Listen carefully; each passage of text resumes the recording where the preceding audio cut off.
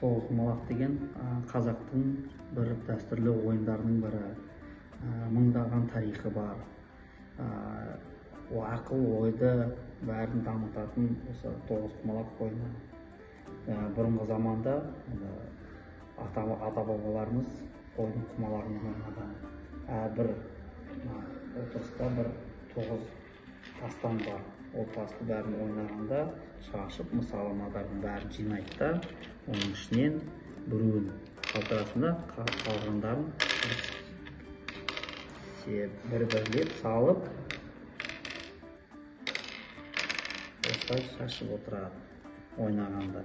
Мына ойын біздің Абай атамыздың ең жақсы көретін бір ойындарының бірі болған. Мына екі ақ тас дегеніміз ол тұздық деген. Тұздық ашу, ол да лақтырып, саны келгенде соған тұздық ашылады. Тоғызқұмалақтың осы ойынның қандай сан теңеуі бар? 9 Күн. 9 ай. Ай, молодец, жарайсың. Бір ұяда неше тасы бар? Санаш. Қаттырақ. 2, 3, 4, 5, 6, 7, 8, 9. Неше болды? 9.